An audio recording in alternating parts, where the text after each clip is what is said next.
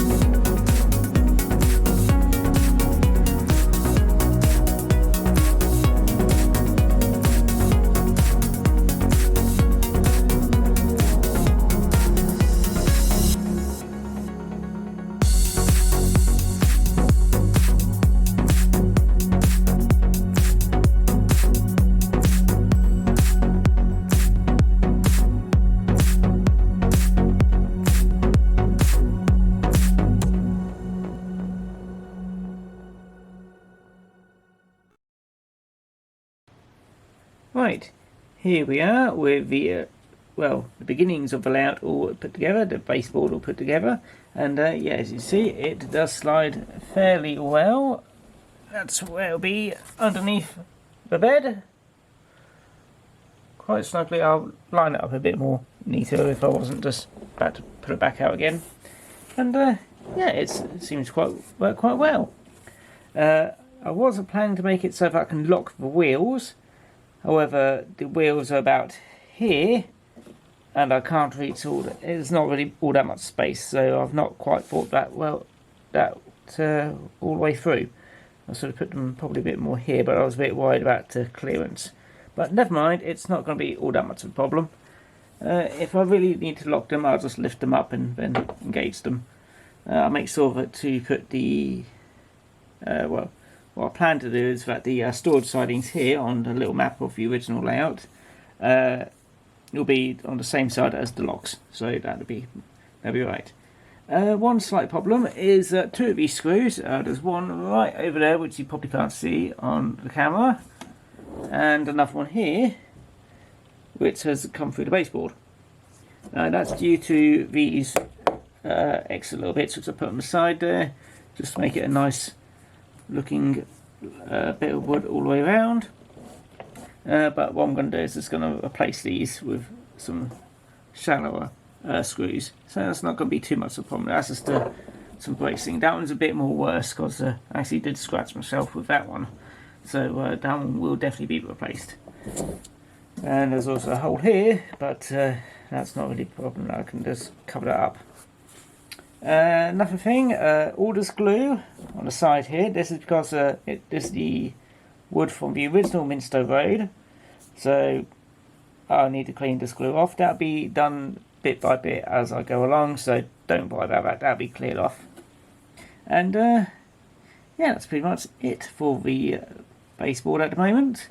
Can have a quick look of what it will roughly look like when it's done. I did print this off a little bit skew with, so I have cut off the top here. But this is the original Ffarquhar, hopefully pronounced right, Ffarquhar Mark 1, which Awdry made back in the day. So yeah, here's the main station. There's a little holt up here. You've got some storage sidings in the back here, but that'll be towards where we are. And yeah, just a single loop around. What more can you ask, really? This was the original one was in 00, if I remember right, and was designed to be folded up.